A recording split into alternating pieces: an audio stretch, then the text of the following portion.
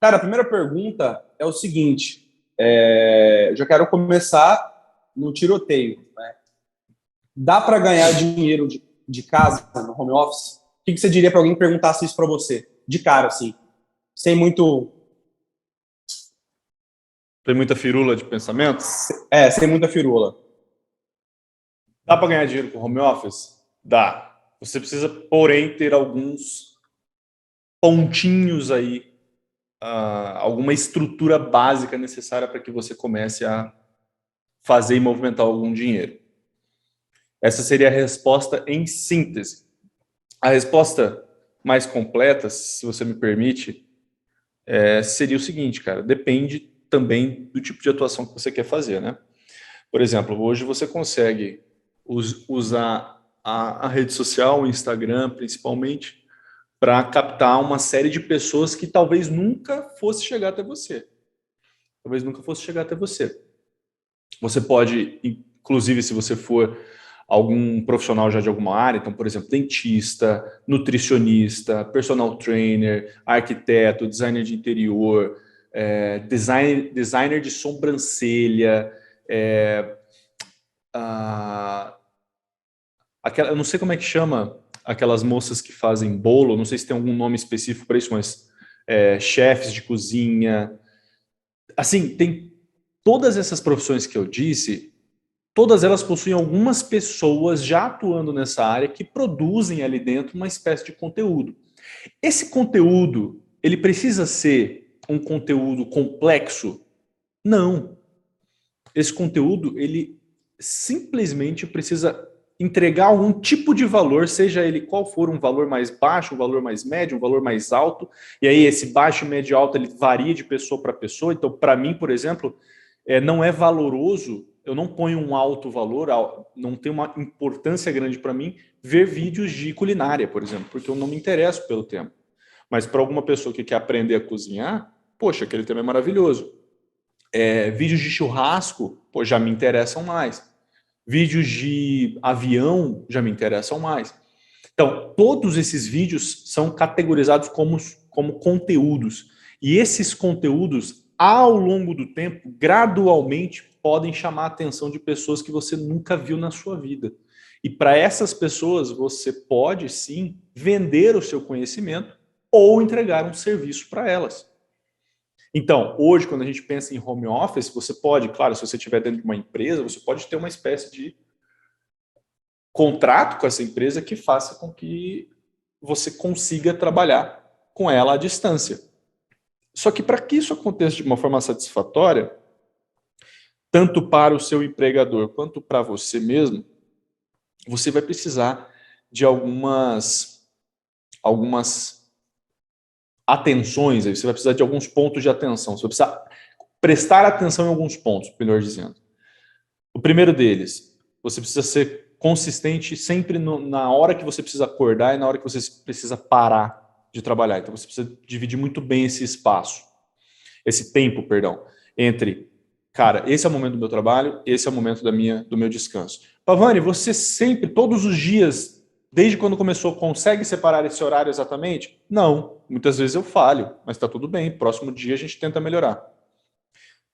Segundo ponto importante, separar um espaço, cara. Tem um espaço separado só para o seu trabalho. A partir daqui, não é brincadeira. Aqui a gente leva as coisas a sério. Então, você pode colocar essas frases na sua cabeça, colocar alguns posters na parede de algum quarto seu, para incentivar você a se lembrar de que, cara, ali é um ambiente de trabalho focado nessa atividade que você está fazendo. Bom, no meu caso, eu sou designer, então eu tenho um escritório aqui dentro de casa, mais montadinho, mais bonitinho, mas que, cara, quando eu comecei, eu estava num quarto do apartamento da minha mãe. E comecei ali, com um notebook que eu tinha, sem recursos, sem iluminação, sem nada, assim, uma mesa, uma cadeira e fui fazendo, fui fazendo. Então esses pontos eles são fundamentais assim. Uma outra coisa que eu diria também é a própria vestimenta. A vestimenta ela manda uma mensagem muito clara para você e para os outros que podem te ver e te assistir de que, cara, eu não estou largado, eu não estou num ambiente de casa, familiar, onde eu posso me dar o luxo de ficar relaxado. A sua própria postura também faz parte disso, dessa adequação desse espaço no início. Então, poxa, você sempre se portar de forma ereta, manter o seu foco, a sua atenção no computador, deixar o celular desligado ou de lado, manter um momento onde você produza esse conteúdo e produza o serviço que você está prestando. Então, é claro que aqui eu não posso te falar todos os pormenores, para quem está ouvindo ou lendo, eu não posso te falar todos os pormenores de cada profissão, porque cada profissão ela difere em alguns pontos, mas nos conceitos gerais de, cara, vestimenta, espaço, horário, precisa estar muito bem delineado esses pontos. Então, dá para se fazer dinheiro, é claro que eu avancei um pouco mais no assunto, mas dá para fazer dinheiro. Isso, evidentemente, leva tempo, como qualquer outra coisa, e é totalmente possível nos dias de hoje, até porque o acesso à internet está muito mais barateado, o acesso a produtos tecnológicos também está mais barateado. Tudo bem que nós temos inflação no meio disso tudo, que dificulta um pouco, mas hoje até com um celular na mão você consegue, se você tiver um conhecimento específico sobre algo que seja um pouco maior do que a maioria das pessoas, você consegue produzir esse conteúdo, chamar a atenção de pessoas que gostam desse tipo de assunto e começar a fazer dinheiro dentro da internet. Perfeito. E, rapidamente, alguns pontos só. Qual seria a vantagem, então, do home office? Já que dá para fazer dinheiro, por que escolher o home office em detrimento de um negócio físico? Claro, depende de negócios, de cada negócio, mas porque, por exemplo, um designer, né? Por que um designer deveria escolher o home office? Quais são as vantagens? Olha só, a primeira vantagem é o silêncio. Se você é uma pessoa que precisa de concentração, como é o meu caso, o silêncio é um excelente parceiro. Mas ao mesmo tempo eu sinto falta de pessoas. Ao mesmo tempo que eu trabalho sozinho, tá dando para me ouvir bem aí? Tá, né? Sim, sim. Ao mesmo tempo que eu trabalho sozinho, eu também sinto falta de ter aquela olhada para o lado e falar alguma abobrinha para o meu colega de trabalho. Esse tipo de coisa faz falta, mas você aprende a lidar com isso ao longo do tempo. Você aprende a lidar com isso. Se isso for uma dor muito grande para você, claro que eu não recomendaria o home office. Para algumas pessoas, realmente, ter a supervisão de alguém, ter alguém cobrando, ter alguém olhando over their shoulders, né, olhando pelos ombros dessa pessoa, ou que fique, entre aspas, muitas aspas, controlando essa pessoa com relação ao desempenho dela no trabalho. Se você precisa disso, então certamente o home office não é para você. Porém, se você não precisa, você já tem alguma espécie aí de organização, o que, detalhe, eu não tinha nenhuma quando eu comecei, o home office ele te ajuda nesse ponto. Então, o silêncio é um ponto fundamental. O segundo ponto é a liberdade de você poder simplesmente sair no momento em que você bem entender. E nesse ponto é evidente que você tem que ser muito diligente com as suas tarefas. Você precisa entregá-las, você precisa responder a quem é necessário, você precisa estar constantemente abrindo o seu computador e conversando com pessoas de forma digital. A comunicação digital, isso é muito importante que você que eu enfatize. Cara, a comunicação digital ela é diferente da comunicação verbal humana, pessoal, presencial, do ponto de que você precisa explicar muito mais detalhadamente caso você esteja, por exemplo, fazendo uma explicação ou dando um conselho ou explicando uma tarefa de forma escrita. Você precisa adicionar muitos detalhes a mais para que não haja desentendimento na comunicação. E isso é um dos fatores mais dificultosos quando a gente está em home office. Então, você não sabe o tom que a outra pessoa está usando, você não sabe se uma palavra que pareça uma comunicação seca, de fato o é. Então, todos esses detalhes que a gente perde numa comunicação presencial, elas precisam ser comunicadas de alguma maneira através de texto, áudio ou vídeo. Então, você precisa treinar isso, você precisa melhorar a sua dicção, você precisa melhorar a forma como você se comunica, as palavras que você usa para se referir àquilo que você quer dizer. Então, quando eu falo para uma pessoa, fulano, essa peça de design não está legal, eu preciso informar a ele o que não está legal. Eu preciso mostrar a ele o porquê não está legal e como ele pode melhorar. Claro que isso não se limita somente ao home office. De maneira presencial também, da mesma forma, eu preciso apontar. Porém, no presencial, eu tenho recursos físicos que me facilitam essa comunicação. Então, a forma como eu expresso esse tom, olha, isso aqui não está legal. É diferente de isso aqui não está legal escrito. Percebe? E eu posso utilizar o apontamento do meu dedo, posso apontar o dedo aonde não está legal e mostrar para ele como ele precisa melhorar, onde ele precisa colocar determinado elemento de design para que aquela peça fique mais interessante, para que aquela peça fique mais, entre aspas, aí, legal. Muito bem. Então, a liberdade seria um ponto importante, tendo diligência nas tarefas. Eu acho que, para mim, para quem é pai de família, esse é o ponto mais importante no meu ponto de vista, que é você poder observar o crescimento das suas crianças e estar presente com elas em momentos que, na maioria das vezes, são muito passageiros e quase sempre sem tão importância. Então, por exemplo, você abrir a porta do seu escritório com a batida frenética da sua criança e, quando você abre a porta, você recebe aquele sorriso. Então, ou alguma palavrinha nova que ela aprendeu e ela quer te mostrar como essa palavra soa. Então, isso é de fundamental importância dentro do home office. E acho que esses seriam os principais benefícios, né, cara? Perfeito, perfeito. Para quem não conhece você, eu queria que você falasse. Você trabalhou com grandes clientes, mas eu queria que você pegasse um caso só para a gente falar um pouco mais talvez um cliente grande que você trabalhou, que você gostaria de destrinchar um pouco mais. Como foi a experiência? Cara, eu trabalhei com alguns clientes. Acho que um que tem grande expressão ainda, que eu ainda trabalho, é o próprio Novo Mercado,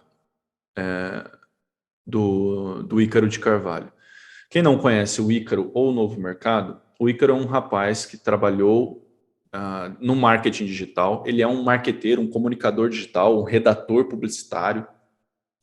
E ele fez o nome dele e a reputação dele através do atendimento de clientes via digital, clientes expressivos, inclusive, e através da venda dos seus próprios produtos digitais, cursos, e-books, livros,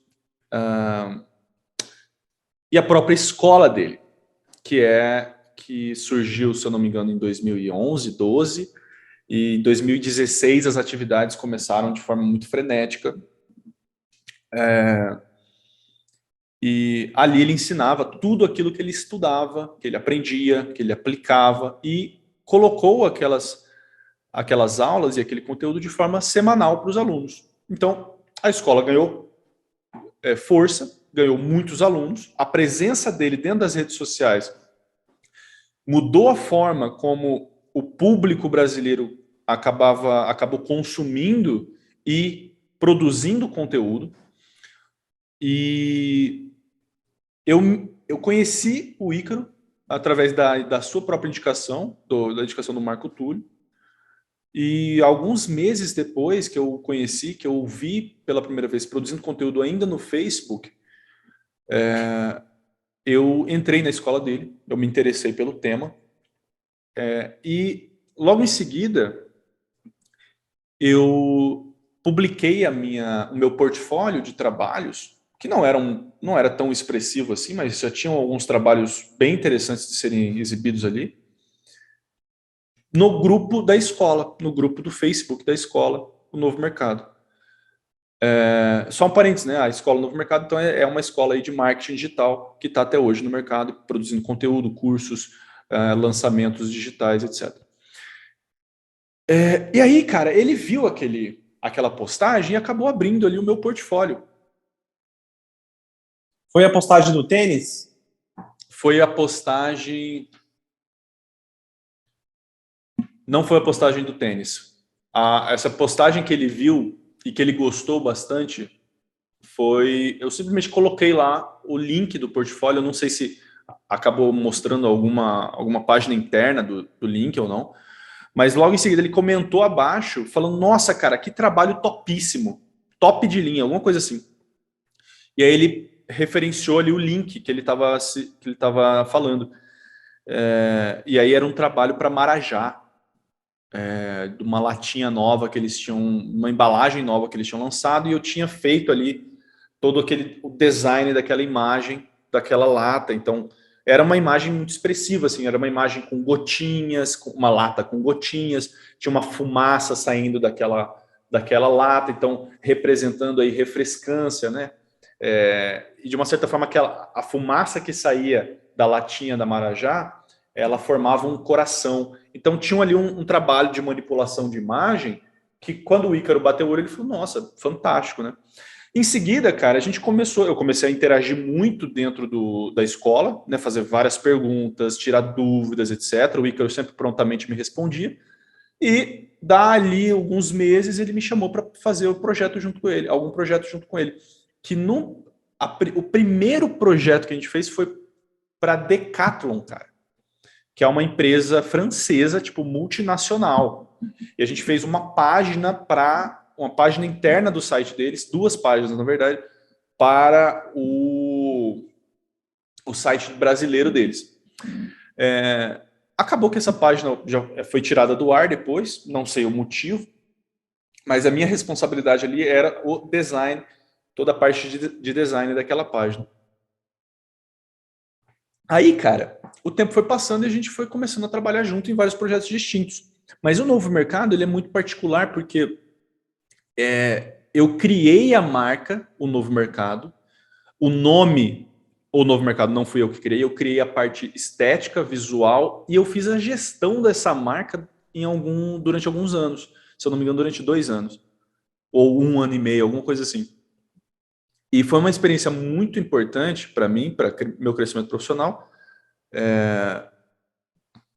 E até hoje, assim, é uma marca que se destaca dentro do mercado, primeiro pela figura do Ícaro e sua postura profissional, segundo pelos cursos que traz e pela forma como apresenta esse conteúdo lá dentro. Até hoje eu atendo eles, não de maneira fixa, de maneira pontual, quando eles precisam de alguma identidade com uma aparência mais arrojada, mais sofisticada, eles sempre me chamam, me ligam. E eu imagino que esse projeto, o Novo Mercado, essa passagem que eu tive por lá, foi um grande divisor de águas nessa carreira que eu tenho. Que é uma carreira pequena ainda, tão incipiente, comparado com outros profissionais, mas que mudou bastante para mim o jogo, assim, me profissionalizou muito, me mostrou quais eram caminhos possíveis dentro do mercado. E, curiosamente, fazendo um parênteses, todos os meus clientes são de fora daqui, do Mato Grosso. Não há nenhum, desde quando eu comecei por conta própria, não houve nenhum cliente daqui. Isso Então, foi um ponto... proposital ou isso acabou acontecendo? Aconteceu, não foi proposital, aconteceu. Porque aí depois que eu atendi o primeiro cliente de fora do Mato Grosso, que foi... Não me lembro exatamente quem foi o primeiro, mas logo em seguida apareceu o Ícaro. Houve muita essa referenciação, né? Do próprio Ícaro, de pessoas que trabalharam com o Ícaro com relação ao meu trabalho. Então, esse eixo Rio-São Paulo, aí tem Curitiba, Rio Grande do Sul, Nordeste,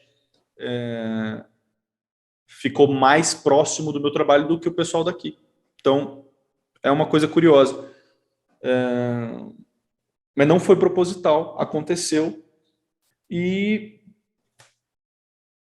não sei, eu achei bem positivo, na verdade. Enfim, só queria fazer esse parênteses aí. Perfeito. Eu queria fazer agora a última pergunta, já vamos caminhando para o final. Uma pergunta muitas vezes o pessoal pergunta, vamos supor, para quem é designer, para quem é da área de comunicação, quer, enfim, te acompanha ou quer, enfim, chegar no nível mais profissional, se é como que é a sua rotina hoje, né? Mas hoje é resultado do que você, enfim, fez antes. Então, assim, queria que você pegasse um pouquinho o que te levou, o que te trouxe até aqui, né? Então, assim, entre erros e acertos, né? Quais foram os passos, certo? Claro, resumidamente, né? Mas os principais passos que te levaram até aqui. Essa é uma pergunta que me faz refletir um pouco, cara. Acho que assim, ó, o principal passo, isso pode soar bastante inadequado nos dias de hoje. O principal passo foi eu ter casado. Eu ter casado e ter tido filho. O principal passo foi esse.